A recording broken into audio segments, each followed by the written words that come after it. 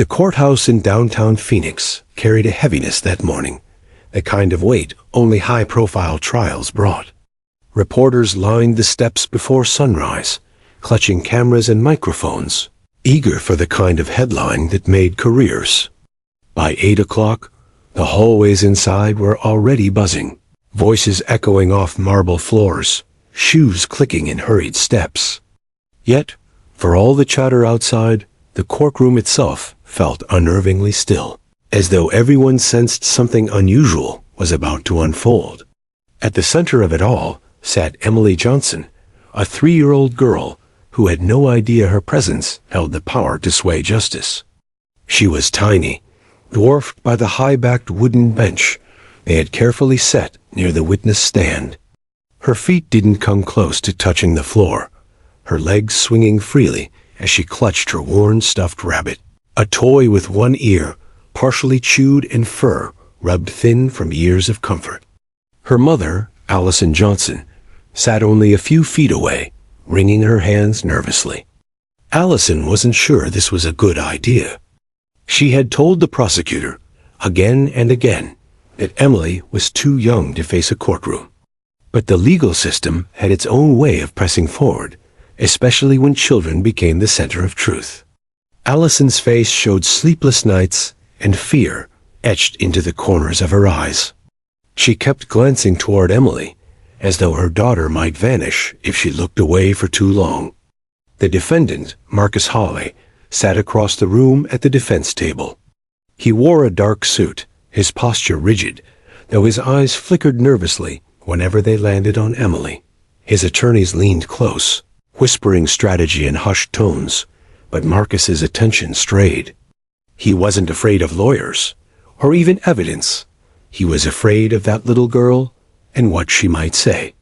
Judge Morales presided from the bench, a woman seasoned by decades of cases, but unprepared for the unpredictability of a 3-year-old witness.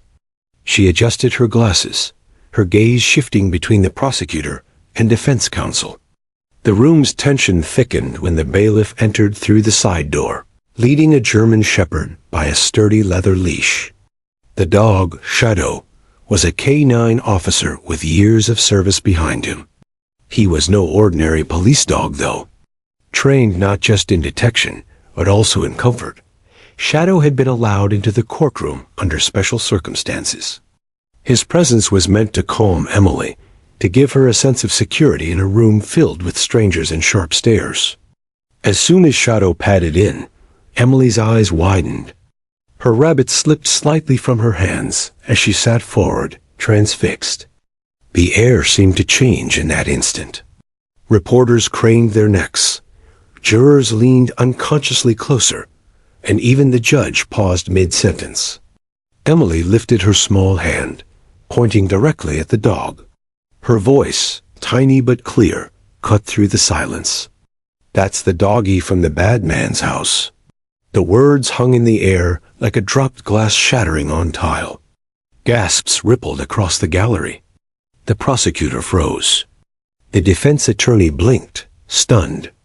Marcus Howell stiffened visibly, his jaw tightening, his knuckles whitening as they gripped the table's edge. Allison's heart skipped.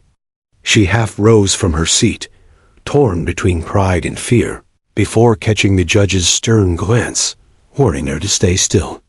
She sank back down, her breath shallow. Judge Morales rapped her gavel, though her own face betrayed shock. "Order in the court," she demanded, though her voice carried less authority than usual. Everyone had heard the child's words. Everyone had felt the gravity. Emily, oblivious to the tidal wave she just unleashed, smiled faintly as Shadow wagged his tail. To her, it wasn't a courtroom, a trial, or a battle for justice.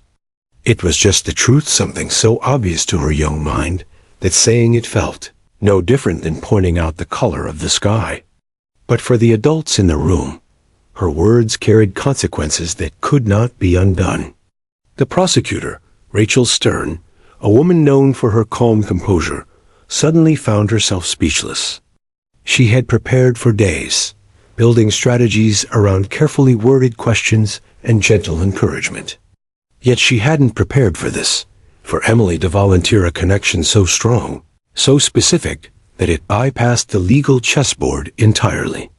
Rachel glanced at Judge Morales, searching for guidance. The judge's lips tightened, but she said nothing, allowing the moment to linger, perhaps recognizing its significance. Across the aisle, defense attorney David Cross leapt to his feet, his objection loud and desperate. "Your Honor, this is completely inappropriate. The child is 3 years old. She doesn't understand what she's saying. This should not be admissible in any form." Judge Morales raised a hand. "Mr. Cross, you will have your opportunity to object formally. Sit down." But the damage had already been done. Jurors whispered to one another, some shaking their heads, others looking directly at the defendant as though seeing him in a new light. Emily tilted her head, watching Shadow with fascination. "He was there," she repeated softly, her tone more to herself than anyone else. "He was there when the man hurt Mommy." Another ripple of shock passed through the room. Rachel's pen slipped from her hand. Allison covered her mouth, tears welling in her eyes. Even Shadow shifted, as if sensing the room's intensity. For Marcus Hawley, the words were a blow he hadn't expected. His confident facade cracked.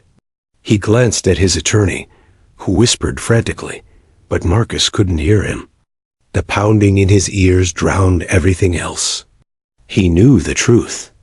And now, somehow, so did everyone else. The judge called for a recess, her gavel striking with more urgency. "This court will reconvene in 30 minutes. The gallery erupted as people rose, voices rising in disbelief and speculation. Reporters scribbled furiously, already shaping headlines for the evening news. Jurors stood stiffly, clearly shaken, each carrying the weight of what they had just heard. Emily, meanwhile, slid off her chair, clutching her rabbit once more. She reached for Shadow, who leaned down, allowing her tiny arms to wrap around his thick neck. She giggled, unbothered by the chaos around her. To her, the scary room had just introduced her to a new friend. Her mother rushed to her side, kneeling, brushing back Emily's hair. "Sweetheart," she whispered, her voice breaking. "You did so good. You were so brave." Emily only smiled, pressing her face against Shadow's fur. "He's my friend now," she said, her words muffled. For Allison, those words carried more hope than she could express. For everyone else, they carried a chilling reminder. Sometimes truth doesn't come from evidence or experts. It comes from the innocent voice of a child, clear and undeniable. And on that day, in that courtroom, the trial shifted. Not because of evidence presented, not because of polished arguments, but because a 3-year-old girl pointed to a police dog and spoke words no one could unhear. The air inside the courtroom remained heavy even after the recess, as if Emily's small voice had carved a permanent mark on the proceedings. When the bailiff called the room back into order, the jurors filed in slowly, their faces etched with a mix of curiosity and unease. They weren't supposed to take Emily's spontaneous words as evidence. Judge Morales had warned them, but human hearts rarely obey courtroom rules. The prosecutor, Rachel Stern, sat at her table, staring at her notes but unable to focus. She had prosecuted dozens of cases, stood against hardened criminals, and presented airtight evidence to skeptical juries. But she had never faced a situation where the pivotal statement came from someone barely old enough to form full sentences. Emily sat calmly on the small chair again, her stuffed rabbit back in her arms. Shadow lay at her feet, his dark eyes alert yet calm, the very picture of loyalty. Every so often, Emily reached down to stroke his fur, comfort flowing both ways. To anyone watching, the child seemed blissfully unaware of the storm her words had unleashed. But the storm raged elsewhere. David Cross, the defense attorney, paced behind his table, his jaw tight. "This is outrageous," he muttered under his breath to his co-counsel. "If the jury even remembers her words, we're sunk." She pointed at him. She pointed right at him. "David," his partner whispered urgently. The judge said to disregard. "Jurors are human. They don't forget something like that. We need to dismantle her credibility before it takes root." Cross stood tall, adjusting his tie as the judge returned to the bench. He had built his reputation on tearing holes in testimonies, on making confident witnesses second-guess their own memories. But how did you cross-examine a toddler? How did you discredit innocence without looking like a monster in front of 12 jurors? The judge's gavel tapped lightly. "Court is back in session." Prosecutor Stern, "You may continue." Rachel stood slowly, smoothing her jacket. She glanced at Allison, who sat just behind Emily, her eyes red-rimmed but filled with determination. And Rachel looked at Emily herself. The little girl looked back at her with wide, trusting eyes. Rachel's throat tightened. She had rehearsed dozens of gentle questions designed to build a bridge of comfort. But Emily had already crossed that bridge on her own. The challenge now was guiding her without overstepping. "Emily," Rachel began softly, crouching so she was closer to the child's eye level. "Do you remember where you saw Shadow before today?" Emily's gaze shifted to the dog. She nodded slowly, her rabbit's ear brushing against her cheek. "At the man's house?" she said simply. The gallery stirred again, whispers spreading like wildfire. The judge's gavel cracked. "Order! There will be silence in this courtroom." But Emily wasn't finished. She hugged her rabbit tighter, her tiny voice carrying further this time. "He was there when the man hurt Mommy." The words struck like a hammer. Jurors stiffened. One woman in the front row clasped her hand over her mouth. Another leaned back as though absorbing a physical blow. Marcus Hall, the defendant, paled visibly. He shifted in his seat, tugging at his collar. His attorney shot him a warning glance, but his nervousness betrayed him. The jurors saw it. Everyone did. "Objection!" Cross's voice boomed across the room. He shot up from his chair, his tone fierce. "Your Honor, this is outrageous. This child cannot possibly distinguish reality from imagination. She's 3 years old. This is nothing more than prejudicial nonsense designed to sway the jury emotionally." Judge Morales pinched the bridge of her nose. She had expected this. Objection sustained. "Jury, you are instructed to disregard the child's statement." But even as she spoke the words, she knew they were futile. You could not unhear a child's raw truth. Cross pressed on, sensing his window. "Furthermore, Your Honor, I move for this entire testimony to be stricken from the record. Allowing a toddler to dictate the direction of a felony trial undermines the integrity of these proceedings." The judge studied him carefully. Her years on the bench had taught her to separate theatrics from necessity. She also knew the public's eyes were on this case. "Mr. Cross, your motion is denied. The testimony may continue, but I remind the jury again, this child's statements are not to be weighed as evidence, unless corroborated by independent fact." Cross sat down, fuming, though inwardly relieved he hadn't been painted as cruel. The last thing he needed was headlines labeling him the lawyer who attacked a 3-year-old. Rachel rose again, her mind racing. The judge's ruling gave her a lifeline. If she could find corroboration anything that matched Emily's spontaneous words, the defense's objections would crumble. "Emily," Rachel said gently, "do you remember what Shadow did at the man's house?" Emily tilted her head. "He sniffed things. He walked around. His tail wagged." Rachel's heart skipped. The description matched canine behavior during a property search. She turned toward the bench. "Your Honor, may I request that we enter Shadow's deployment records into evidence?" Cross shot up again. "Objection. But the judge raised a hand. "You may proceed, Miss Stern." The bailiff handed Rachel a folder.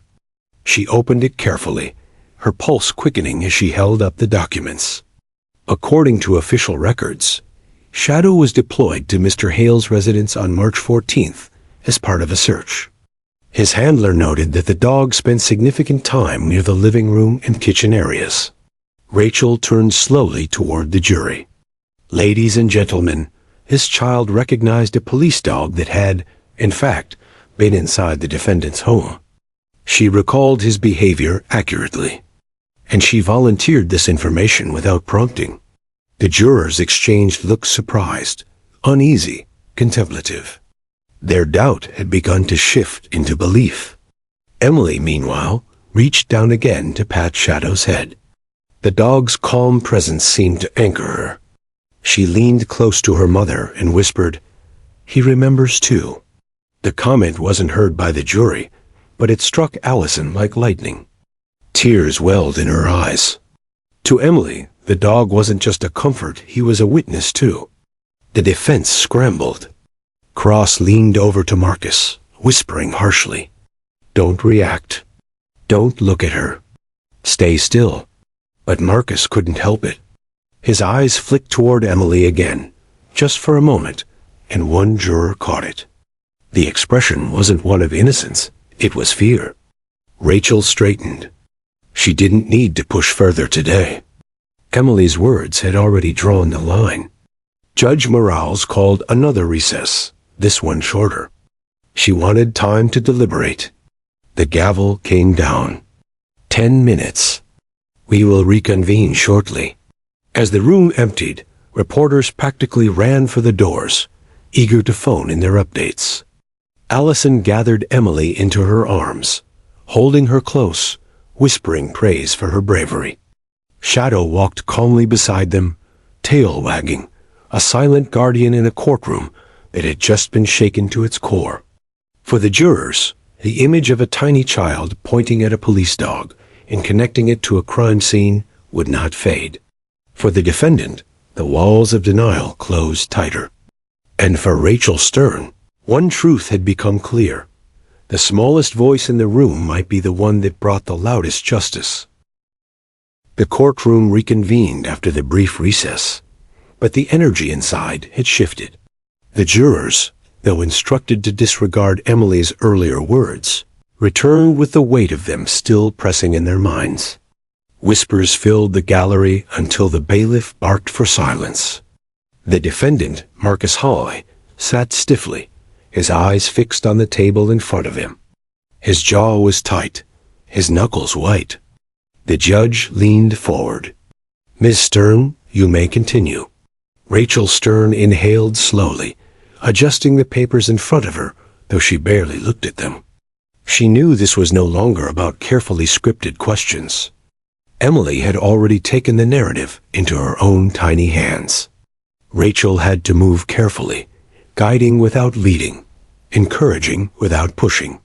She stepped toward Emily, lowering herself again so their eyes met. Emily's gaze was wide and trusting, her small hands wrapped around the ragged rabbit in her lap. Shadow lay at her feet, his presence grounding the child as much as any adult could. "Emily," Rachel said softly, her voice calm and measured. "Do you remember being at the man's house?" Emily nodded. Her voice, though quiet, carried clearly in the hushed room. "Yes." Rachel gave her a gentle smile. "Can you tell us what you remember?" Emily shifted, hugging the rabbit tighter. She hesitated, looking to her mother. Allison gave a small nod of encouragement, her eyes glistening with tears. Emily turned back toward Rachel. "He yelled at Mommy. He hurt her. And Shadow was there. He sniffed everywhere." The gallery erupted in a low hum, reporters scribbling furiously, jurors shifting uneasily. The judge's gavel came down hard. "Order! Silence in this courtroom!" Rachel steadied herself. The child's words were unfiltered, raw, but dangerously close to being dismissed as unreliable. Yet the truth resonated in every syllable. "Emily," Rachel continued gently. Can you show us who yelled at your mommy? Emily's eyes scanned the room. Without hesitation, her tiny finger pointed straight at Marcus Hall. The silence that followed was suffocating. Every eye in the room shifted to the defendant. He tried to keep his expression blank, but the tremor in his jaw betrayed him. His attorney leaned in urgently, whispering instructions, but it was too late. The jurors had already seen his reaction. Cross shot up. Objection. This is outrageous. She is pointing at my client with no comprehension of what this means. Your Honor, we demand a mistrial if this continues. The judge's eyes narrowed. Objection is noted. Jury will disregard. Ms. Stern, you are treading dangerously close to impropriety. Rachel nodded quickly. Understood, Your Honor. She turned back to Emily, softening her tone. Thank you, Emily. You've been very brave. Emily gave a small smile, reaching down to pat Shadow's head. The dog leaned into her touch, his calmness radiating outward. To the jurors, the image of a tiny child, confidently pointing out the man accused of hurting her mother, was burned into memory, despite the judge's instructions. Rachel rose and returned to her table, her heart pounding. She knew she had crossed a line, but the damage or the truth was done. The defense scrambled to recover. Cross stood, his posture stiff, his voice laced with controlled anger. Your Honor, this is nothing more than emotional manipulation. A 3-year-old cannot be considered credible. The jury is being poisoned by theatrics. Judge Morales regarded him evenly. Mr. Cross, you will have your chance to cross-examine. Proceed. Cross hesitated. The thought of interrogating a toddler in front of 12 jurors and a courtroom full of reporters was dangerous. If he pushed too hard, he'd look like a bully. If he went too soft, her words would stand unchallenged. He approached cautiously, lowering his voice. Emily, do you know what it means to tell the truth? Emily nodded, her big eyes fixed on him. It means not lying. Cross faltered, caught off guard by her clarity. And do you ever imagine things? Like playing pretend? Emily thought for a moment. Sometimes, but not about Shadow.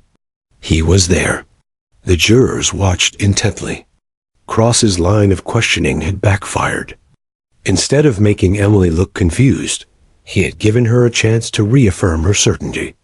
He tried again, forcing a smile. Emily, do you like dogs? Yes, she grinned briefly, reaching to stroke Shadow's ears. Do you sometimes dream about dogs? Emily shook her head. Not this one. He was at the bad man's house. He sniffed where Mommy cried. The courtroom fell into stunned silence again. Cross's shoulders stiffened. He had walked straight into another blow. He cleared his throat, retreating. No further questions. The judge leaned back in her chair, her face thoughtful. She turned to Rachel. Ms. Stern, call your next witness. But Rachel knew, as did everyone else, that no other witness could match what had just happened. Emily's innocence had sliced through legal jargon and strategic objections. As Emily was escorted out, Allison scooped her up, whispering praises in her ear. Emily clung to her rabbit, giggling when Shadow padded alongside them, tail wagging. She had no concept of the gravity of her words, no idea that she had just shaken the foundation of the defense's case. Rachel sat down, her hands trembling slightly. She knew what she had witnessed was rare truth untainted, delivered by someone too young to manipulate. The jurors leaned back in their chairs, processing the morning's testimony. They weren't supposed to factor Emily's words into their decision, yet the image of her pointing at Marcus Halle, her voice steady, her innocence unshakable, it lingered. Cross leaned toward Marcus, his voice low and sharp. She's dangerous. That kid is dangerous to us. Marcus glared. She's a baby. Cross shook his head. A baby who just told 12 people she saw a shadow in your house. A baby who said you hurt her mother. They don't forget that, no matter what the judge says. Marcus's hands trembled under the table. For the first time since his arrest, he felt the trial slipping beyond his control. He had underestimated the smallest witness in the room. By midday, word had already spread beyond the courthouse. Reporters flooded the airwaves with breathless updates. 3-year-old points to defendant. Names police dog as witness. Outside, crowds gathered, chanting for justice, waving signs, demanding accountability. Inside, the jurors sat in silence, awaiting the next testimony, but their minds replayed Emily's words again and again. And for Rachel, one truth became clear. The case was no longer about evidence alone. It was about credibility, about humanity, about the raw, unfiltered voice of a child who had no reason to lie. The defense could object, the judge could caution, but no one could erase the sound of Emily's tiny voice saying, "He was there when the man hurt Mommy." That voice echoed in every corner of the courtroom, and it would not be forgotten. The courtroom air still hung heavy from Emily's testimony. Though the judge had ordered the jury to set aside the child's words, every person in the room knew they lingered, carving themselves into memory. It wasn't often that a 3-year-old left seasoned attorneys fumbling. Rachel Stern took a sip of water, steadying herself. She knew momentum was on her side, but she also knew the defense would fight with everything it had to bury the impact. Her next move had to fortify Emily's innocent, but devastating statement with evidence the jury couldn't ignore. "Your Honor," Rachel began, rising from her seat, "the state calls Detective Paul Whitman." A tall, broad-shouldered man in his 40s strode to the witness stand, his police badge glinting under the courtroom lights. He had been lead investigator on the case, and he carried himself with the steady confidence of a man who had seen too much but hadn't let it harden him. Once sworn in, Rachel approached. "Detective Whitman, you were present the evening Shadow conducted a search at the defendant's residence, correct?" "Yes, ma'am." His voice was steady, measured. "Could you please describe what occurred?" Whitman nodded. "We entered the premises with a search warrant. Shadow, our canine officer, was brought in to assist. Almost immediately, Shadow alerted in the living room area, specifically near the carpet under the coffee table." Rachel gestured. "What does it mean when Shadow alerts?" "It means he's detected something commonly narcotics, explosives, or in this case, the scent of human blood." The jury shifted, pens scratching against notepads. Rachel's voice remained calm but precise. "And what did further investigation reveal?" Whitman's jaw tightened. "Forensics confirmed traces of blood on the carpet fibers. DNA analysis later matched the blood to Allison Parker." Allison, seated behind Rachel, lowered her eyes, squeezing Emily's small hand. The jurors glanced toward the defendant, who sat rigid, his jaw clenched tighter than ever. Rachel let the weight of the testimony settle before continuing. "Detective, did Shadow alert to any other areas of the home?" "Yes.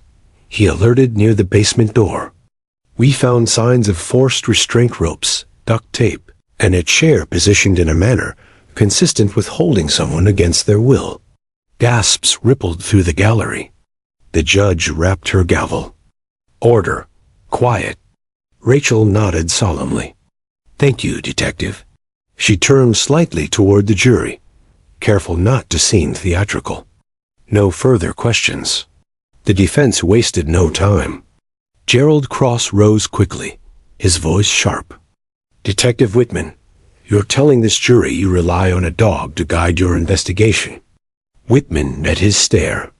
"Shadow isn't just a dog. He's a trained canine officer with years of service and a proven record." Cross smirked. "Proven record or not, dogs can be wrong, can't they? They can be influenced, distracted, even misinterpret smells." Whitman's eyes narrowed, In my experience, Shadow's accuracy is above 90%. He's saved lives. He doesn't guess. Cross pressed on. But you admit you, a human officer, have to interpret his behavior. Isn't that right? Yes, but no further questions, Cross interrupted, confident he had planted a seed of doubt. Rachel resisted the urge to object. She knew the jury had seen through the performance. Cross was reaching, clawing at weak points. The judge called for a short recess. As the jurors filed out, whispers filled the room. Reporters darted out the doors, eager to broadcast the explosive testimony. Rachel leaned against the table, exhaling. Allison approached, Emily clutching her side. She did so well, Allison whispered, tears brimming. Rachel smiled faintly. She did more than well. She gave us the crack we needed. Now we drive it open.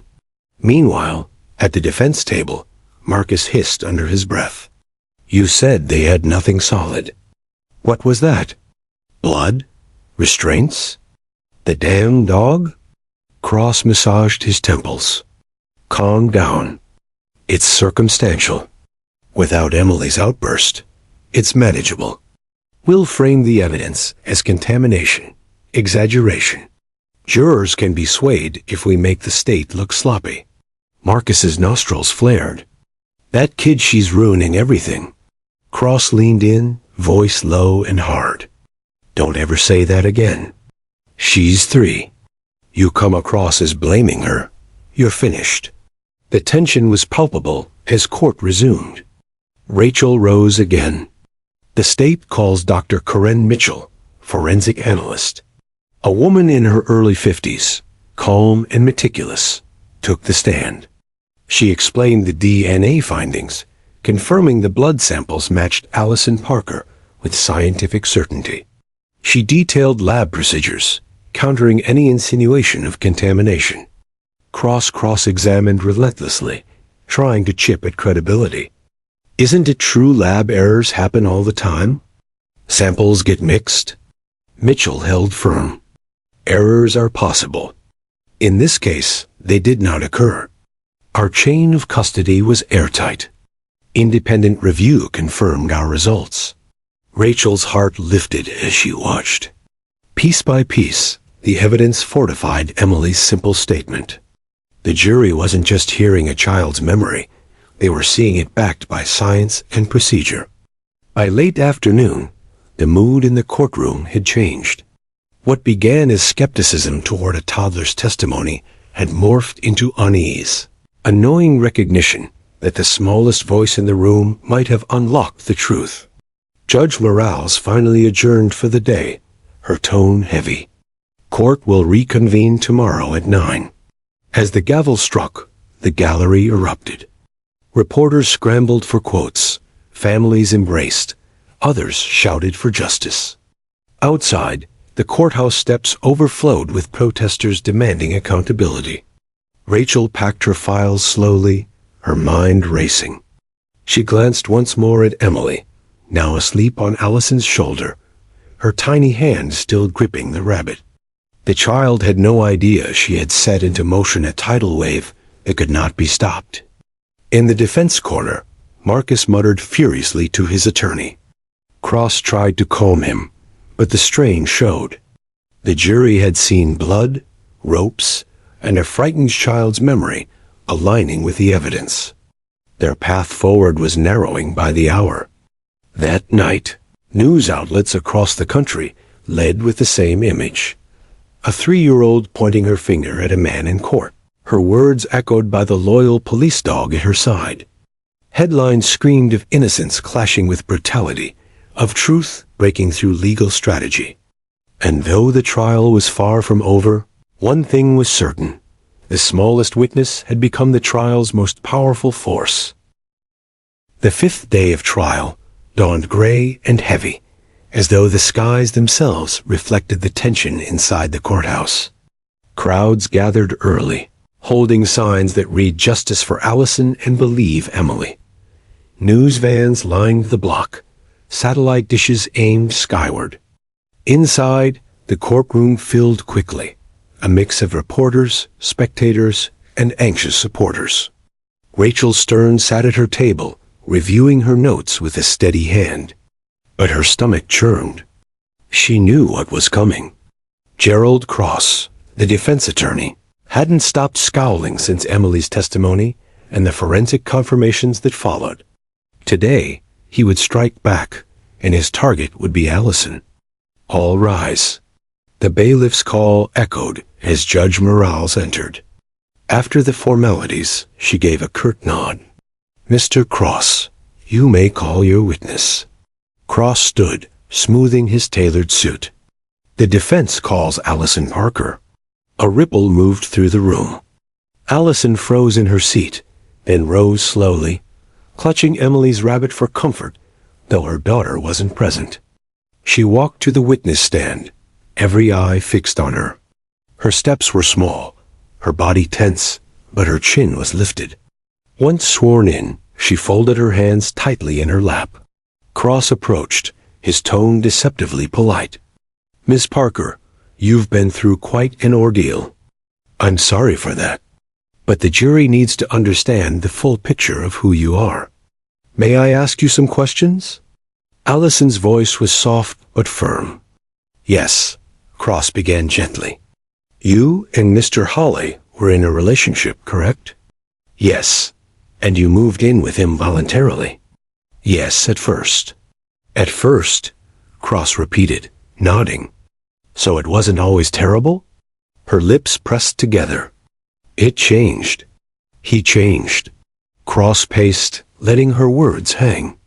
"Did you ever call the police to report abuse during your relationship?" Allison hesitated. "Not every time." "Not every time?" "How many times did you call?" "3. Maybe 4. Cross pounced. 3 or 4, over years of alleged abuse? And yet, you stayed with him. You continued living under his roof. Is that correct?" Allison's hands trembled slightly. "I was afraid." "Afraid?" Cross echoed, turning to the jury. "Yet you never sought a restraining order? Never moved out permanently until the incident we're here about? Is that true?" Allison's breath caught. "Yes, but fear doesn't work the way you think." Cross's voice sharpened. "Miss Parker, were you ever prescribed medication for anxiety or depression during this relationship?" Rachel shot up. "Objection. Relevance and privacy invasion." Cross smirked. "Goes to credibility, Your Honor." Judge Morales considered, then nodded. "Overruled.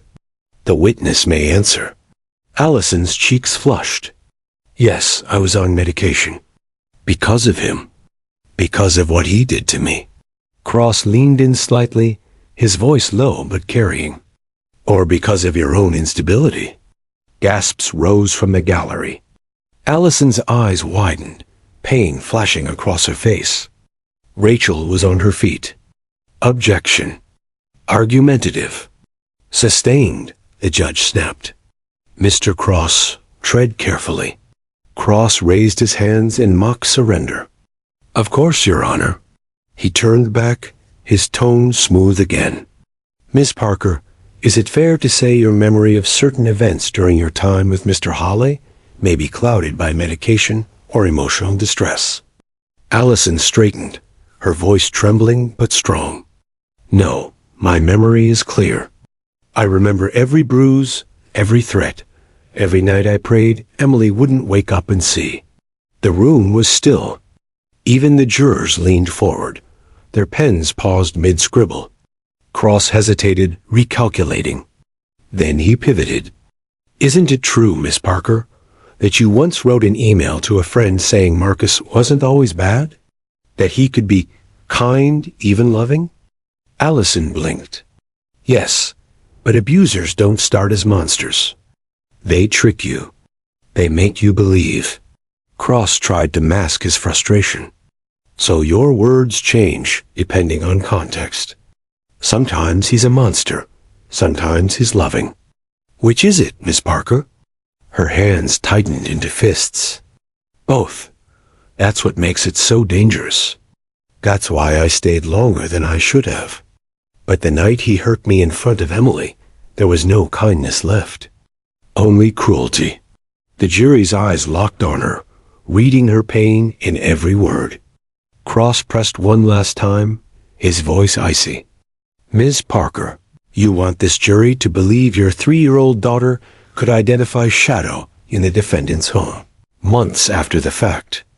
Isn't it possible you influenced her? That you planted ideas, even unconsciously? Allison's face paled. Her voice, though, did not waver. I never told her what to say. She saw more than a child ever should, and it lives in her. Don't you dare suggest otherwise. The gallery murmured, the emotional weight undeniable. Judge Morales called for order again, her gavel pounding. Cross sighed, retreating. No further questions.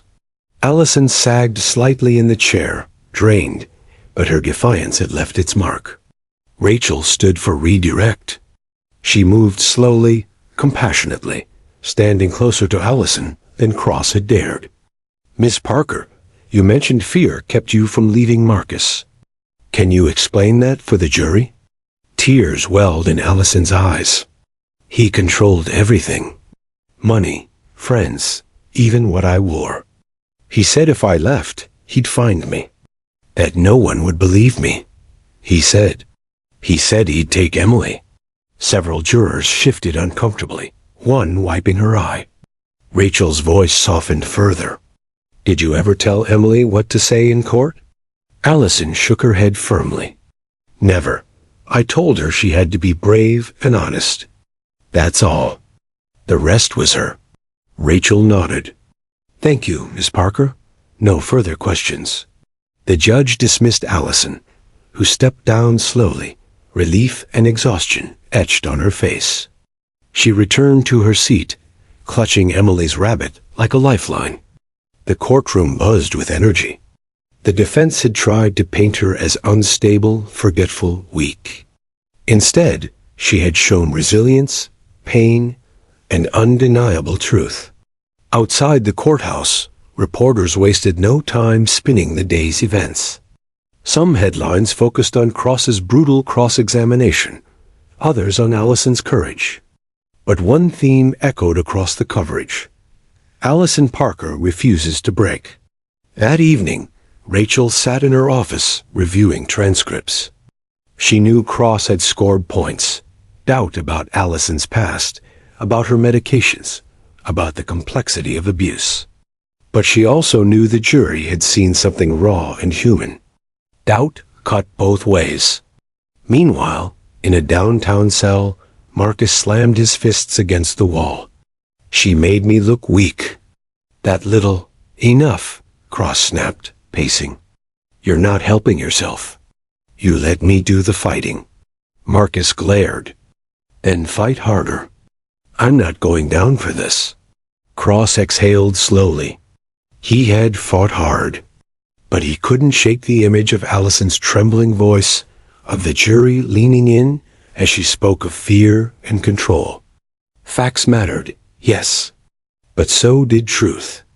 And sometimes, the smallest truths cracked the strongest defenses.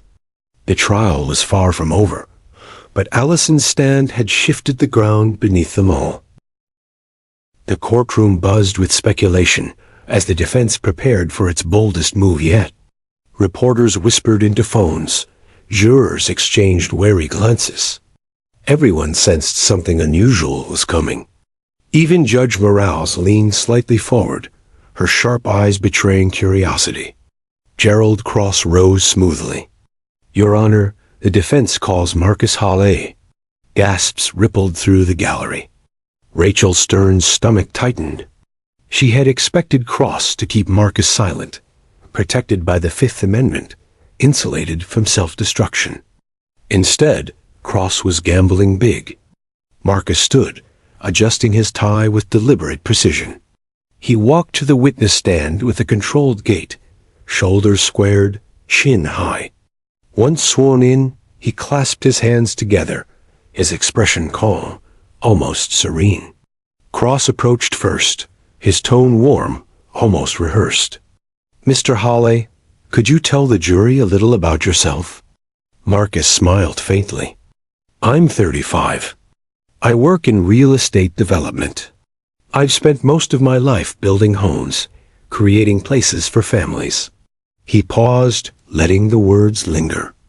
"I wanted that kind of life for myself, too." Cross nodded. "Did you find that with Miss Parker?" "At first, yes," Marcus said, his voice steady. "Allison and I were in love. I cared for her deeply. And Emily. She's a sweet little girl. I thought of her as my own." Rachel clenched her pen, resisting the urge to object. The jurors leaned forward, drawn into the performance. Cross paced slowly. "The prosecution has painted you as violent, controlling, even cruel. How do you respond to that?" Marcus sighed, lowering his gaze briefly before meeting the jury's eyes. "It hurts. I've never been perfect.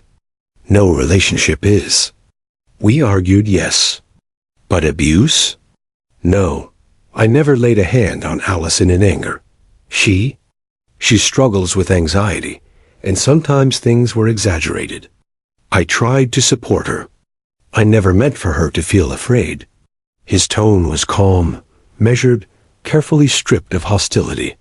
Rachel saw jurors shifting, some scribbling notes, others watching intently. Cross was framing him as reasonable, almost sympathetic. "Marcus," Cross continued, "did you ever restrain Allison? As Detective Whitman suggested, with ropes and duct tape?" Marcus shook his head firmly. "Never. That basement was used for storage during renovations. I had supplies down there. Ropes, tape, tools. Nothing sinister. And the blood traces?" Marcus shrugged, as though bemused. "We lived together. She cut herself cooking once, badly. Another time she tripped on the stairs. A home isn't sterile. Of course, there'd be traces." Cross gave a small smile, satisfied. "So you deny the allegations outright?" "Yes," Marcus said clearly. "I loved Allison. I wanted a future with her. I still don't understand how it came to this." The defense attorney turned to the judge. No further questions. For a brief moment, Marcus looked victorious, his calm composure resonating in the hushed courtroom. But then Rachel rose. She approached slowly, her heels clicking against the floor, her eyes fixed on Marcus with quiet intensity. The jurors straightened, sensing a storm. "Mr. Hall," Rachel began softly, "you've told us you loved Allison. Correct?" "Yes. You've told us you cared for Emily. Thought of her as your own?" "Yes." Rachel's tone hardened slightly.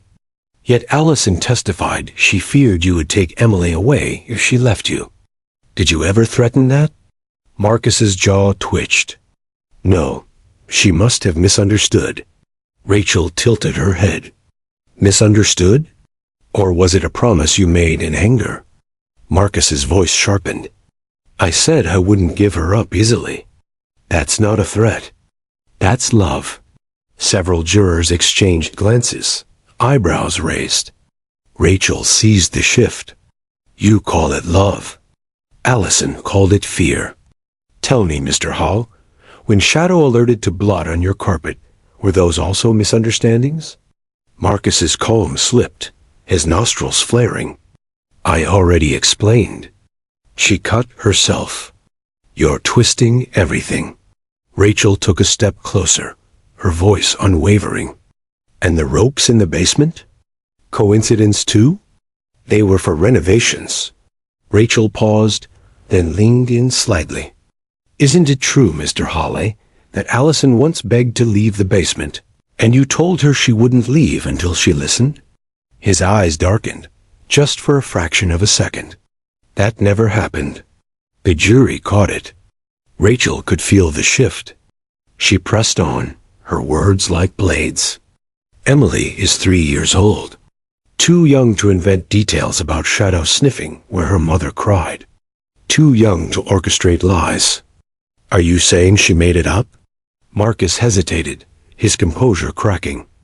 Children. Children imagine things. You can't trust. Careful, Rachel cut in sharply, her voice echoing. Because what this jury saw was a child unshaken by your presence. A child who pointed at you without hesitation. Does she imagine that too? Marcus's voice rose, harsher than intended. She's just a kid. She doesn't know what she saw. The room froze. The jurors stared. Rachel let the silence expand like a noose tightening.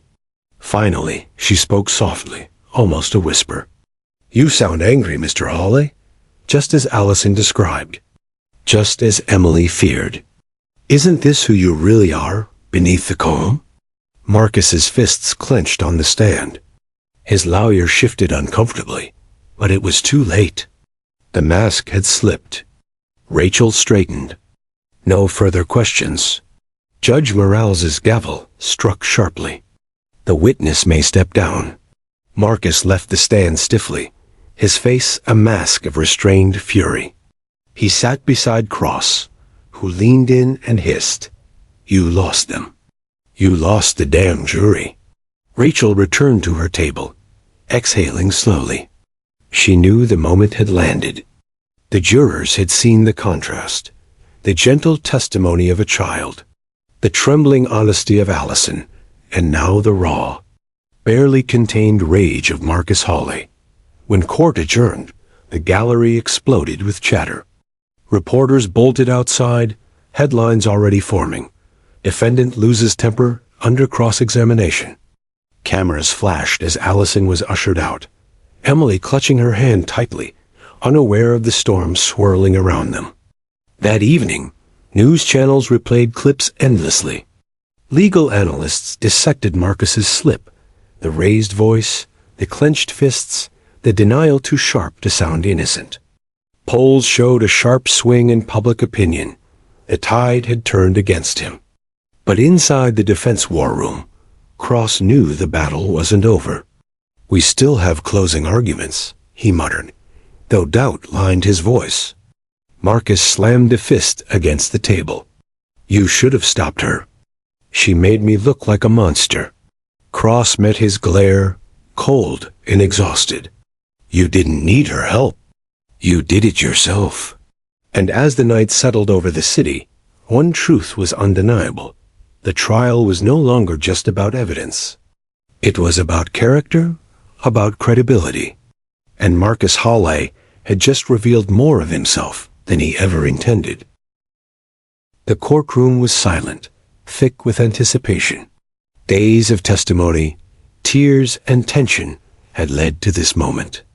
Both sides were weary, their strategies sharpened to final points. The jurors, solemn in their seats, knew the weight of what was coming.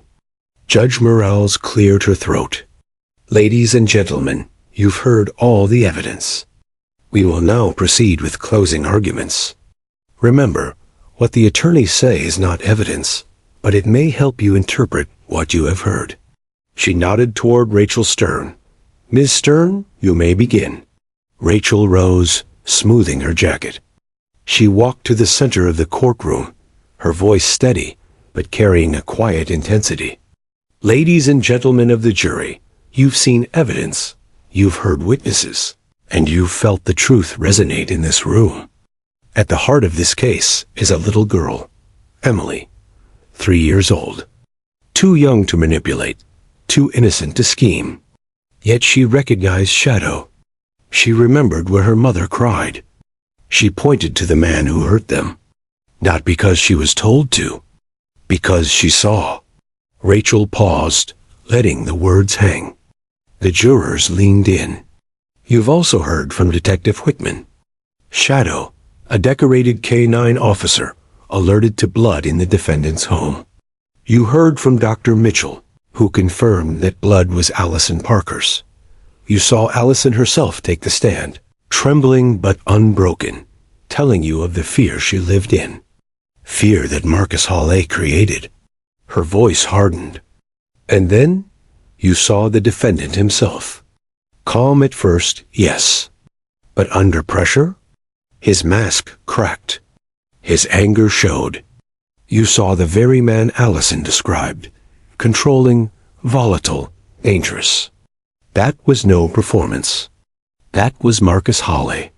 She walked closer to the jury box, lowering her tone. This isn't just about bruises and bloodstains. It's about a child's safety, a mother's survival, and justice. I ask you to listen to the smallest witness, the one with no agenda, no reason to lie. Emily told you the truth. Believe her. Rachel stepped back, her eyes sweeping the jurors, and returned to her seat. Judge Morales turned to the defense. Mr. Cross? Gerald Cross stood, straightening his tie. His tone was cool, precise, the opposite of Rachel's passion. Ladies and gentlemen, what you just heard was a story. A compelling story, yes. But stories are not evidence. Emotion is not proof. And sympathy, while understandable, is not justice. He paced slowly, deliberately. Emily Parker is 3 years old. 3. She lives in a world of imagination, of pretend. Do you really believe a toddler can distinguish truth from fantasy with the stakes this high? Or is it possible she was influenced, even unintentionally, by her mother, who desperately wants you to convict? He turned, gesturing toward the evidence table. Blood in a home? Easily explained. Cuts, accidents, life leaves traces. Ropes and tape in a basement? Renovation materials. Nothing more. The prosecution wants you to weave these ordinary things into a sinister tale. But speculation is not certainty. Cross's voice rose slightly, cutting the air. You saw Marcus Hawley testify. Did he lose his temper? Perhaps. Who wouldn't, being falsely accused of monstrous acts? He's a man fighting for his life against allegations built on shaky ground. That moment of frustration does not make him guilty. He leaned closer to the jury box. Reasonable doubt. That is the standard. And in this case, doubt isn't just reasonable. It's abundant. I urge you to put aside sympathy, put aside emotion, and see this case for what it is. A tragic misunderstanding magnified by fear. Cross stepped back, calm and measured, before returning to his seat. Judge Morales addressed the jury, her tone deliberate. Members of the jury, it is now your duty to deliberate. You must decide whether the state has proven its case beyond a reasonable doubt. Remember your oath. This decision must be unanimous. The jurors were escorted to the deliberation room. The heavy door shut, leaving the courtroom buzzing with tension. Inside, 12 strangers sat around a long oak table, the weight of justice pressing on their shoulders. The foreman, a middle-aged man with salt and pepper hair, cleared his throat. Let's begin. Where does everyone stand? Hands raised hesitantly. 7 leaned toward guilty, 3 uncertain, 2 favoring not guilty. The debates began. She's 3 years old, one juror said firmly. Kids that age barely know what day it is. We can't base a conviction on her words. Another shot back, but it wasn't just her words. The blood, the basement evidence, the way he snapped on the stand. It all lines up with what she said. A woman in her 50s leaned forward. I watched Allison testify. She wasn't acting. That was real fear. And Emily, she pointed right at him. That's not imagination. The holdouts frowned. But the defense is right. Reasonable doubt is the standard. What if we're wrong? Sending a man to prison based on a toddler's memory? That's heavy. The room grew heated, voices overlapping. Some pressed for conviction, others clung to doubt. Hours passed. They broke for dinner, returned, argued again.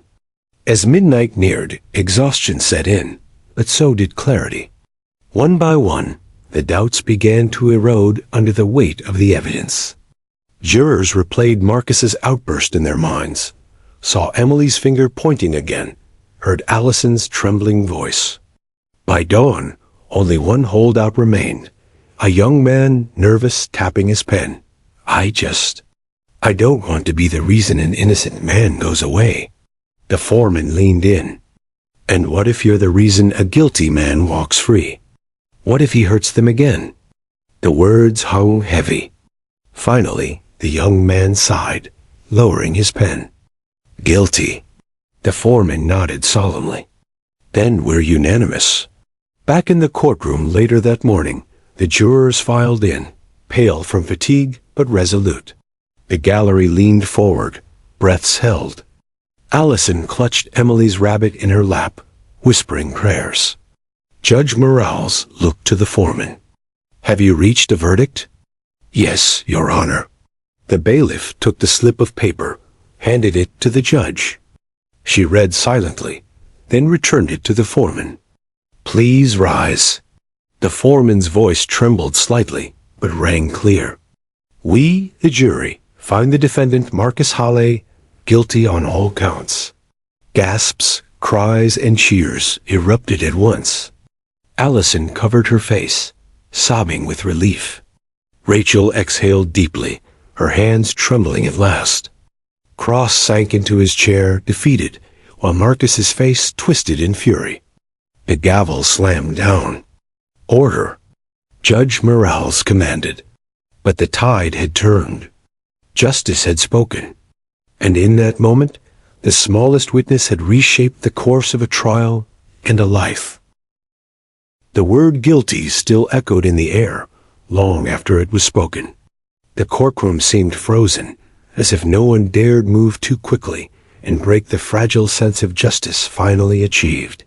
Allison clutched Emily to her chest, tears streaming freely. For months she had lived with doubt gnawing at her, terrified the system might fail them. But now, with the verdict spoken aloud, relief surged through her body like oxygen after drowning. Judge Morales called for order, her gavel striking sharply. The court will reconvene for sentencing in 2 weeks. Until then, Mr. Halley will remain in custody. Marcus Hale's face twisted with rage, his hands gripping the defense table. This isn't over, he hissed under his breath. Bailiff stepped in quickly, restraining him as he was led away. His threats, once terrifying, sounded hollow now, the growl of a man stripped of power. Rachel Stern, still at her table, finally allowed herself to exhale. She looked across the aisle at Allison, offering a small nod of reassurance. For months she had carried the weight of this case, haunted by the possibility of failure. Today, she had stood on the right side of justice. The courtroom emptied slowly, the crowd murmuring about the extraordinary testimony of a toddler and a police dog that helped seal a conviction. But inside, the Parker family lingered. Emily, too young to fully understand, clutched Shadow's fur, pressing her cheek against the dog's broad head. Shadow sat calmly, eyes watchful, as if knowing his job wasn't quite done. 2 weeks later, the courtroom filled again. The mood was somber but decisive. The jurors were absent, their duty completed. Now it was the judge's turn to bring finality. Marcus Halley, shackled at the wrists, was led into the chamber. His once confident stride was gone. He looked smaller now, diminished by the weight of inevitability. Judge Morales entered, her expression firm but composed. She reviewed the pre-sentencing reports, the victim impact statements, and the gravity of the charges. Allison sat at the front, Emily beside her, holding the stuffed rabbit in one hand and Shadow's leash in the other. Allison Parker, the judge said, would you like to address the court before sentencing? Allison stood, trembling but resolute. She looked at Marcus only briefly, then fixed her gaze on the judge. For years, I lived in fear, she began, her voice steady despite the tears threatening to break. Fear of what he might do. Fear that my daughter would grow up thinking violence was normal. When I finally found the courage to leave, I thought I was free. But Marcus made sure I was never truly safe. Even when I closed my eyes at night, I could hear his threats. She paused, looking down at Emily, who sat swinging her legs innocently. But then something changed. My daughter, just 3 years old, reminded me that truth is stronger than fear. She pointed to the man who hurt us. She gave voice to what I couldn't, and she gave me the strength to keep going. Allison's hands tightened on the podium. I ask this court not for revenge, but for protection. I ask that my daughter and I be allowed to live without looking over our shoulders. That justice stands, so we can finally heal. The room was hushed. Even Gerald Cross, normally composed, lowered his gaze. Judge Morales nodded. Thank you, Miss Parker. She turned to Marcus. Mr. Hawley, you may speak before sentencing. Marcus rose slowly, his chains clinking. He stared at Allison, his eyes dark. This is a joke. She ruined my life, and you people let her. You're all fools if you think I'll rot in prison. I'll get out. I'll make her regret every lie she told. The courtroom gasped. The judge's gavel struck sharply. Enough, Mr. Hawley. She waited until silence returned. Raising her voice so it carried to every corner, Judge Morales delivered her decision. Marcus Hawley, this court has found you guilty of multiple counts of aggravated assault, unlawful imprisonment, and child endangerment. Your actions were cruel, controlling, and calculated. You instilled fear in your victims and showed no remorse. The law is clear, and justice demands accountability. She leaned forward, her tone final. You are hereby sentenced to 35 years in a state correctional facility, without the possibility of parole for 25 years. Bailiffs, take him away. Marcus erupted, shouting incoherently as he was dragged out. His words no longer held power. They were just noise. The sound of a man who would never again control Allison or Emily.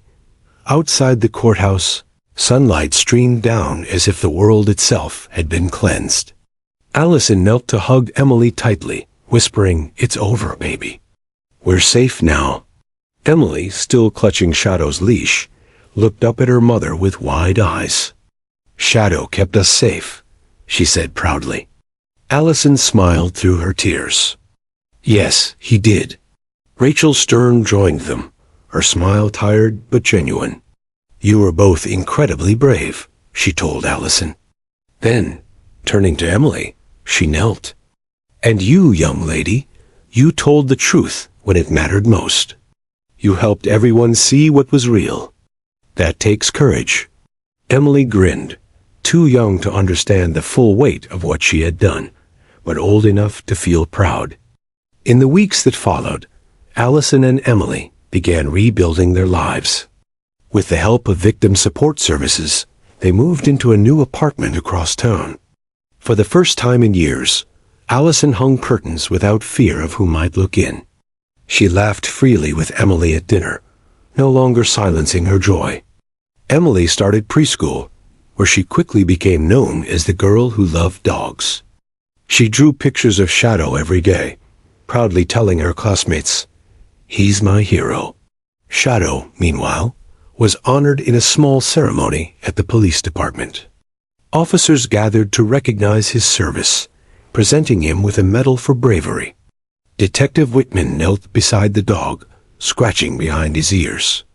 "Good boy," he whispered, though Shadow seemed to already know. When Allison and Emily attended the ceremony, Emily ran to Shadow, wrapping her arms around his neck. The sight drew applause from the room.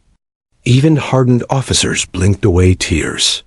"Heroes come in all forms," Chief Daniels said during the ceremony. "Today we honor one with 4 legs and a wagging tail. But we also honor a child who spoke truth with innocence that cut through fear." Together, they reminded us of what justice truly means. Months later, on a quiet Sunday morning, Allison watched Emily play in the park, her laughter ringing out like music. Shadow lay nearby, eyes half closed, content. Allison breathed deeply, feeling the weight of fear finally lift from her chest.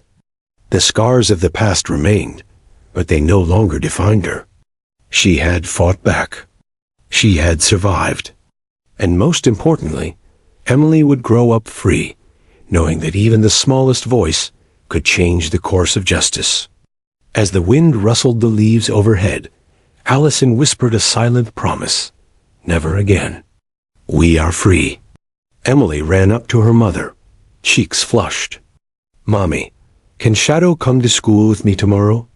Allison laughed, kneeling to hug her daughter. Maybe not tomorrow, sweetheart, but he'll always be with us. And for the first time in a long time, Allison believed it. The nightmare was over. The future was theirs.